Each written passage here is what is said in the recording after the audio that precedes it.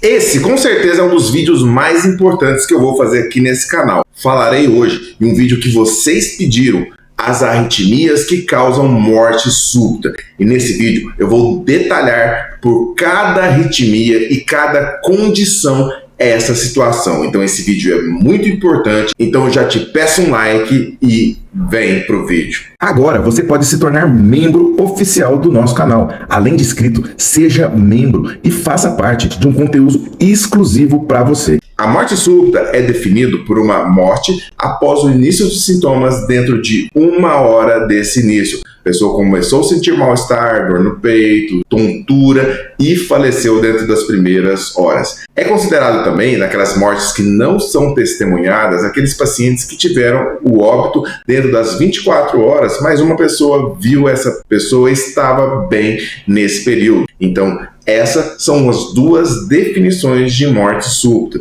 Vocês pediram para mim nesse vídeo e na enquete que eu fiz aqui sobre o melhor tema que poderia falar aqui para vocês. Irei falar também dos outros temas, mas vamos falar desse tema muito importante. Irei falar praticamente de todas as arritmias e também das condições que causam morte súbita. Então, eu definirei na parte aqui por capítulos que você pode pesquisar também o tipo de arritmia ou o tipo de doença que pode causar, e às vezes isso facilitará você a encontrar a sua situação ou do seu colega ou do seu familiar. Taquicardias supraventriculares. Taquicardias supraventriculares, em 90% dos casos, são causados por fiozinhos a mais no coração que os pacientes têm. Taquicardia por entrada nodal, taquicardia por entrada atrioventricular, taquicardias atriais fazem parte das taquicardias supraventriculares.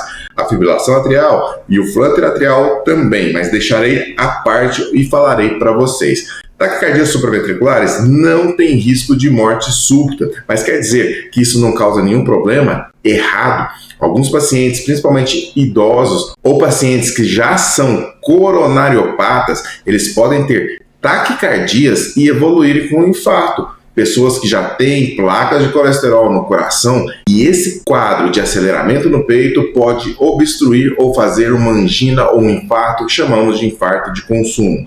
Apesar da arritmia em si não causar morte súbita, ela pode causar essas complicações. Eu já tive paciente com taquicardia supraventricular que estava dirigindo uma moto e teve a taquicardia, e a taquicardia fez sintomas de baixo débito, ou seja, a pressão caiu, a vista escureceu, ela desmaiou e estava em cima de uma moto. Ela teve um trauma muito importante e teve vários ferimentos e teve que ficar internada por vários dias. Ela não faleceu, ainda bem, mas é uma condição que causou indiretamente todo esse transtorno. Mas não podemos falar que esse tipo de taquicardia supraventricular causa morte súbita. Extrasístoles supraventriculares ou atriais podem causar morte súbita? Não, elas necessariamente não causam morte súbita. A arritmia em si, ela não é uma causadora de morte súbita. Muita gente tem extrasístoles supraventriculares ou atriais e podem ter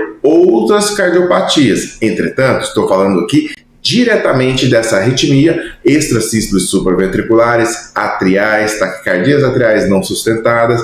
Esse tipo de arritmia não causa morte súbita. Fibrilação atrial, a arritmia mais comum que nós temos. Será que ela causa morte súbita? Pelo mesmo fator que eu falei anteriormente, ela pode causar outros danos, outras consequências que são ruins para o organismo. Mas por si só, ela não causa a morte súbita, ela não é causa disso. A fibrilação atrial de alta resposta pode fazer com que pacientes tenham ou evoluam para um infarto, como a fibrilação de baixa resposta, quando o mecanismo é uma bradicardia, a frequência do coração está muito lentificada pela fibrilação atrial, o paciente pode ter síncopes, mal-estar ou até mesmo ter tonturas ou fenômenos até de parada cardíaca. Mas necessariamente a fibrilação não é a causa disso. É muito raro alguém morrer de morte súbita, que é uma morte geralmente elétrica do coração. Esse paciente que tem a fibrilação atrial, ele vai ter consequências graves. Uma das piores consequências é ter o derrame. O derrame ou AVC isquêmico é uma consequência da fibrilação atrial. Muitos podem evoluir ao óbito, mas não quer dizer que é uma causa primária, ou seja, a causa principal dessa doença. Então, a fibrilação atrial, por si só, ela não causa morte súbita, ela não é causadora de uma arritmia grave. Entretanto, em alguns pacientes, ela pode causar danos irreversíveis e também prejudicar muito a qualidade de vida desse paciente. Extrasístoles ventriculares, essa arritmia, do mesmo modo que são as extrasístoles supraventriculares, são arritmias isoladas que podem ter a manifestação e podem ser a consequência de uma cardiopatia. Naqueles pacientes que não têm cardiopatia ou não têm nenhum problema no coração, nenhuma doença do tipo cardiomiopatia hipertrófica, displasia ritmogênica do ventrículo direito, síndrome de Brugada, QT longo, nenhuma cardiopatia quer dizer que essa arritmia não tem risco para ele. Pacientes que têm arritmias extrasístoles ventriculares de baixa densidade ou então isoladas vão ter esse tipo de arritmia e não vão expressar o risco de morte súbita. Em alguns casos, é bom atentar se você tiver em investigação. Extrasístoles ventriculares podem ser uma consequência de uma cardiopatia.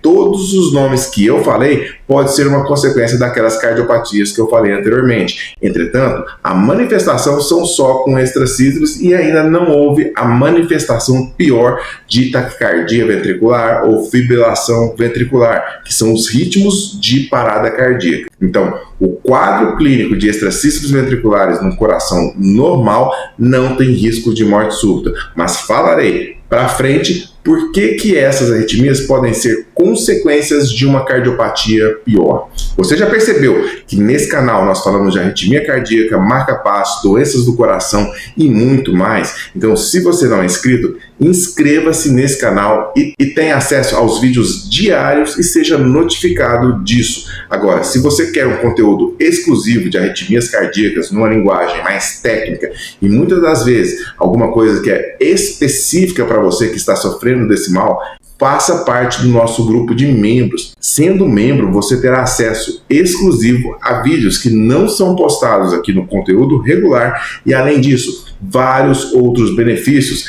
resposta aos seus comentários.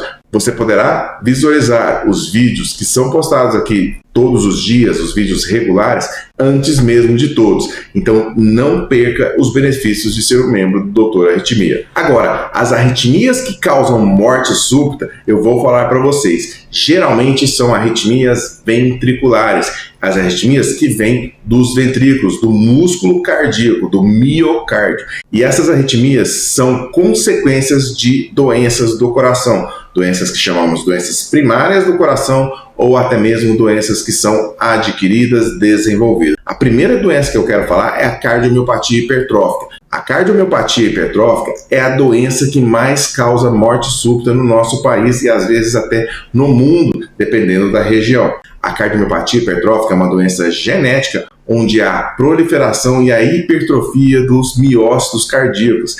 Esses miócitos, eles proliferam e não deixam o coração mais forte. Muito pelo contrário, essa proliferação das células miocárdicas, ela faz um desarranjo elétrico no coração e também pode obstruir a saída de sangue para as outras artérias.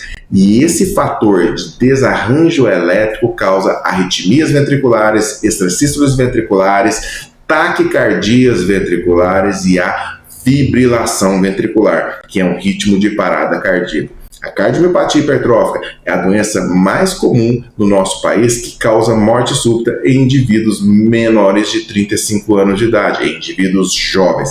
Então, é uma condição que pode acontecer nos pacientes que são jovens e às vezes não sabem disso. Como eu falei anteriormente, extrasístoles ventriculares podem ser uma manifestação em um exame de eletrocardiograma em pacientes que já têm a cardiomiopatia hipertrófica e ainda não fizeram o diagnóstico. E para esse tema de cardiomiopatia hipertrófica, eu tenho um vídeo aqui que eu vou deixar no card muito bom e completo sobre esse assunto. É o vídeo mais completo do YouTube, com certeza. E esses vídeos que eu faço aqui para você, na verdade, são vídeos específicos de um cardiologista que é especializado em arritmias cardíacas e marca-passo.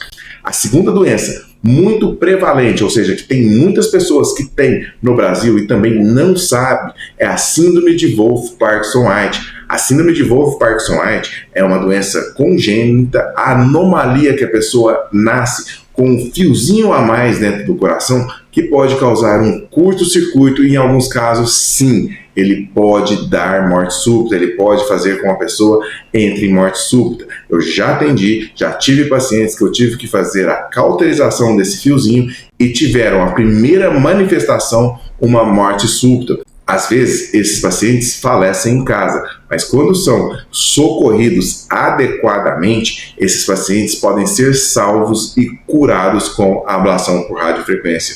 A síndrome de Wolff-Parkinson-White, ela precisa ser estratificada, saber o risco adequado e correto com um médico especialista. Muitas das vezes, os exames não invasivos, do tipo Holter, teste ergométrico, ecocardiograma, eles erram, eles pecam na avaliação prognóstica desse paciente. E aí é necessário, muitas das vezes, fazer o estudo eletrofisiológico diagnóstico para saber se essa arritmia realmente tem risco de vida, se ela tem possibilidade de causar uma morte súbita, uma fibrilação ventricular nesses pacientes. Então, o estudo eletrofisiológico diagnóstico, ele pode prever e predizer se essa síndrome tem risco de vida ou não. Síndrome do QT longo, também já temos vídeos aqui nesse canal exatamente sobre esse assunto. A síndrome do QT longo é uma anomalia congênita genética que a pessoa tem uma mutação em alguns canalículos do coração, e esses canalículos fazem com que haja alterações na repolarização do coração, fazendo e propiciando arritmias malignas, as arritmias ventriculares malignas, as arritmias do tipo torsade de Pointes e fibrilação ventricular são a consequência dessa doença. Existem vários tipos genéticos dessa arritmia e geralmente já aparecem na infância, com crianças desmaiando e tendo mortes súbitas. Às vezes, a morte súbita pode ser a consequência do primeiro episódio de manifestação dessa doença. É necessário a expertise para saber se esse paciente tem a síndrome do QT longo e pode ser diagnosticado com um simples eletrocardiograma. É muito importante saber que, apesar de não ser tão frequente, é uma condição que tem tratamento, mas pode ser fatal, pode ser uma causa, sim, de morte súbita. A síndrome de Brugada é outra condição que pode causar morte súbita nas pessoas. A síndrome de Brugada é uma condição genética também por uma alteração no canal de sódio lá no miocárdio do nosso coração. Essas pequenas alterações nos canalículos do coração não deixam o coração fraco. Muito pelo contrário, os pacientes têm o coração, a musculatura normal. Entretanto, há arritmias malignas, principalmente noturnas, durante o sono, que a pessoa, infelizmente, tem a morte súbita durante o sono, na madrugada. Por vários fatores, propiciam esses eventos acontecerem de madrugada.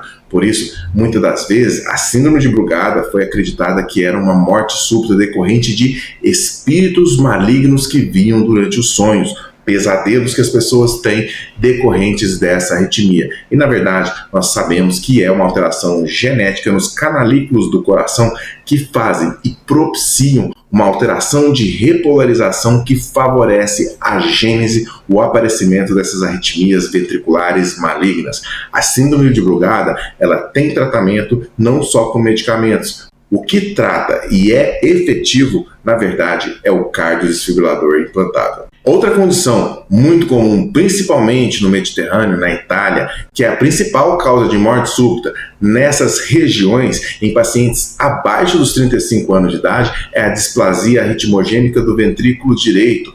Há uma degeneração, uma fibrose no ventrículo direito do coração por conta de alterações também genéticas nas estruturas celulares que grudam uma célula à outra. Essa desorganização celular, além de causar toda alteração nos circuitos elétricos dentro do coração, causam fibrose e focos de arritmias malignas. Arritmias ventriculares, fibrilação ventricular, taquicardia ventricular pode aparecer com o evoluir da doença, com o avançar da doença.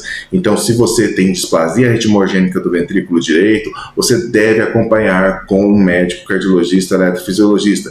Existe tratamento medicamentoso com antiarrítmicos e também o cardiodesfibrilador implantável, até mesmo a ablação podem ser indicados, determinados pela sua condição e pelo seu quadro clínico. O médico cardiologista, eletrofisiologista, especialista em arritmias cardíacas, ele vai determinar se é necessário ou não.